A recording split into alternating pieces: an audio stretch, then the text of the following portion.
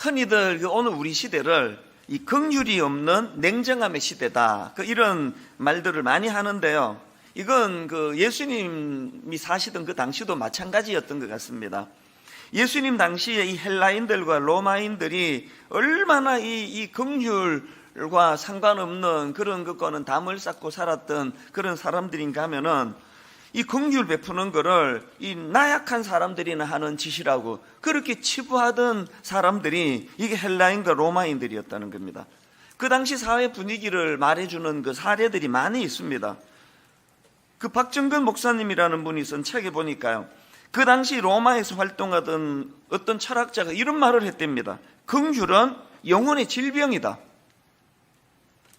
그 약한 사람들을 향하여 그렇게 마음이 막 약해지고 하는 건 이건 마음의 질병이다. 이런 말을 할 수 있는 사회 분위기가 어땠는지 짐작할 수 있는 거 아닙니까?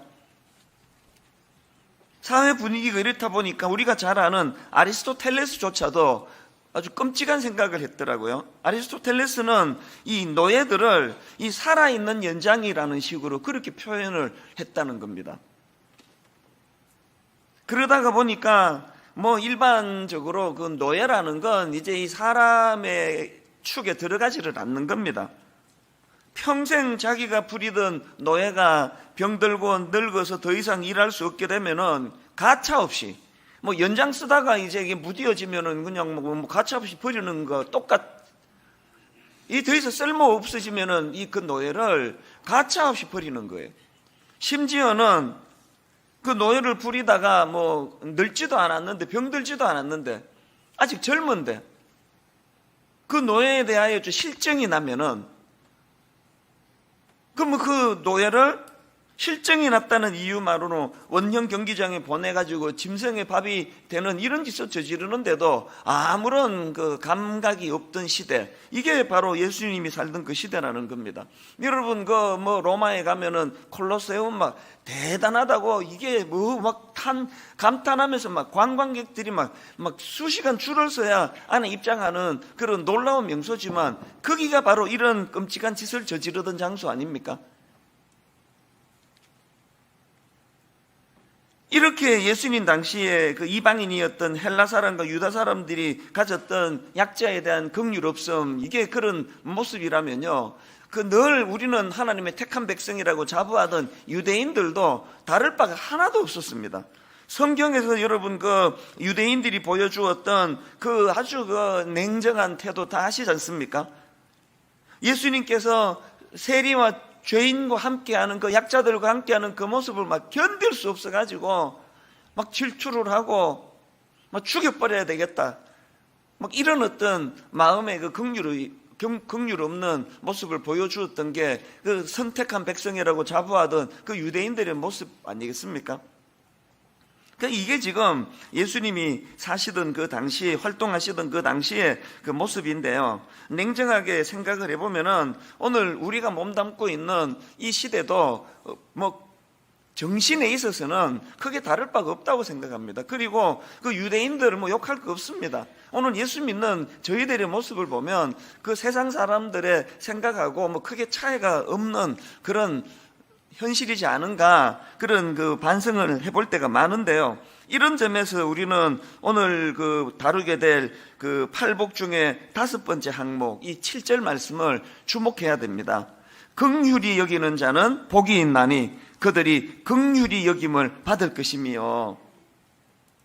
제가 지난주 설교에서 우리가 이 팔복을 공부하면서 2가지를 꼭 깨달아야 된다. 첫째는 신앙생활이라는 건 다르게 사는 것이다. 세상 사람들이 흐름과 다르게 사는 것이다. 제가 오늘 6세, 7세 이 어린 꼬맹이들이 특별 찬양을 하는데, 제가 저 아이들에게 해줄 수 있는 가장 큰 축복은요, 이 세상의 물결에 흐르지 않는, 그래서 다른 삶을 살도록 하는 거예요. 거기 동요되지 않는, 그러면서 한 분야에 책임 있는 지도자로 저 아이들을 인도해 주시기 원합니다. 그렇게 기도하고 있는데, 그게 바로 이 팔복의 정신 아닙니까? 예수 믿는 우리는 이 세상 사람들과는 다르게 사는 사람이에요. 다르게. 세상 사람은 이렇게 살면 무조건 저렇게 살면 정답이에요. 이 세상 사람들이 또 저렇게 살면 우리는 또 이렇게 사는 게 정답이에요. 계산 복잡하지 않습니다. 그냥 다르게 사는 거예요. 왜? 이 세상이 지금 아무리 봐도 정상적으로 굴러가는 것 같지 않습니다. 그래서 말씀드렸죠. 우리가 저지르는 잘못이 무슨 뭐 강도지대서가 아니에요. 세상 사람들과 어떻게 이렇게 똑같니 하는 것들을 보면은, 우리는 이 세상 사람들과 다르게 사는 존재라는 걸 기억하고, 더 중요한 게 뭐라 그랬습니까? 그 다르게 사는 삶을 살아갈 때 다르게 사는 삶이 주는 행복을 누리는 것, 경험하는 것, 이게 우리에게 사명입니다. 여러분 이거 기억하십시오. 여러분이 행복한 게 사명이에요. 어떻게 행복한 거? 주님 안에서 다르게 살 때 행복한 거. 세상과 같이 사니까 행복하더라. 그 사명 아닙니다. 세상과 다르게 사니? 여기에도 행복의 길이 있네? 이거를 반드시 구현해내는 게 우리의 사명이거든요. 이 점에서 긍휼에 대한 말씀도 마찬가지입니다. 그렇기 때문에 우리가 늘 이 세상에서의 삶, 어떻게 이 긍휼과 관련해 어떤 삶을 살아야 되는가, 그거를 원하신다면 마태복음 25장 40절에서의 주님의 말씀을 아예 마음에 각인을 시키십시오. 임금이 대답하여 이르되 내가 진실로 너희에게 이르노니 너희가 여기 내 형제 중에 지극히 작은 자 하나에게 한 것이 곧 내게 한 것이니라. 여러분이 세상과 다른, 냉정한 이 세상과 다른 삶을 원하신다면 이 말씀을 늘 묵상하셔야 된다고 생각합니다. 이런 의미에서 저는 오늘 예수님께서 말씀하시는 이 팔복의 5번째 복, 이 긍휼에 대해서 살펴보고 싶은데요, 이 긍휼과 관련해서 우리가 회복해야 될 게 2가지가 있습니다. 첫째로, 먼저 이 공감의 차원에서의 긍휼을 회복해야 된다는 겁니다. 이 긍휼이 여기는 자는 복이 있나니, 여기 나오는 이 긍휼이 여기다, 이 단어는요 헬라어로 엘레모네스라는 형용사입니다. 이게 형용사라는 게 뭘 의미하겠습니까? 이게 동사가 아니에요. 이 엘레모네스라는 형용사가 가져다주는 의미는 이겁니다. 불쌍한 사람을 향한, 또 불쌍한 사람들을 향해 긍휼히 여기는 마음의 상태, 이 마음의 상태입니다. 연약한 이웃을 향하여 불쌍한 마음을 가지는, 긍휼히 여기는 마음을 가지는 그 마음의 상태, 이게 엘레모네스라는 단어예요. 누가복음 18장에 보면은 예수님께서 비유 하나를 들려주시는데요, 9절에서 전제가 이렇습니다. 또 자기를 의롭다고 믿고 다른 사람을 멸시하는 자들에게 이 비유로 말씀하시되, 그러니까 누구에게 이런 말씀을 주시는지를 먼저 예수님이 적시를 하시고, 그러면서 주시는 말씀이 10절부터 13절입니다. 2 사람이 기도하러 성전에 올라가니 하나는 바리새인이요 하나는 세리라. 바리새인은 서서 따로 기도하여 이르되 하나님이여, 나는 다른 사람들 곧 토색, 불의, 간음을 하는 자들과 같지 아니하고 이 세리와도 같지 아니함을 감사하나이다. 나는 일회에 2번씩 금식하고 또 소득의 11조를 드리나이다 하고, 세리는 멀리 서서 감히 눈을 들어 하늘을 쳐다보지도 못하고 다만 가슴을 치며 이르되 하나님이여 불쌍히 여기소서, 나는 죄인이로소이다 하였느니라. 예수님이 지금 뭘 강조하는 말씀을 지금 들려주시는 겁니까? 그 당시 비난받던 세리들을 바라보는 이 바리새인들의 마음의 상태가 긍휼이라고는 찾아보기가 어려운 거, 이걸 지금 강조하는 거 아닙니까?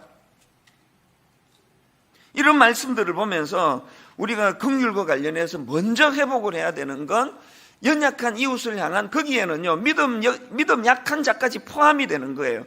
우리가 손가락질을 받는, 비난을 당하는 그 사람들을 포함해서 그들 마음속에 내치지 않는 마음, 이게 긍휼이에요. 저것들은 우리랑 달라, 저것들은 상종하면 안 돼, 이게 예수님이 지금 지적하는 가장 나쁜 마음의 상태예요.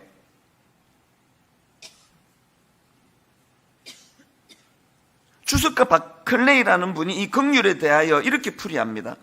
다른 사람의 시각으로 그의 삶을 보다, 그가 경험한 것을 내가 느끼다, 다른 사람의 내면을 꿰뚫다, 이 긍휼을 이렇게 설명했습니다.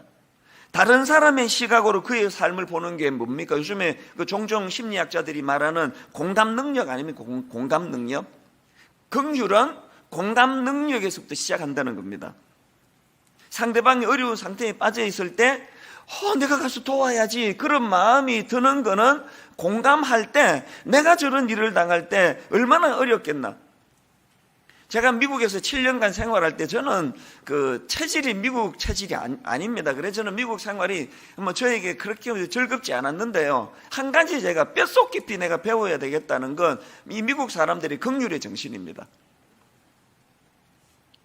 아침에 이제 애들 학교 보내려고 차를 몰고 가다가 펑크가 났어요. 이게 당황스럽잖아요. 애가 이제 지금 이거 어떻게 해야 되지? 근데 너무나 놀라운 걸 경험했습니다. 지나가던 사람들이 하나둘 찾아오더니 그 동네의 사람은 자기 집에 가서 막 연장을 가지고 와가지고 그 사람에게 다 고쳐줬어요.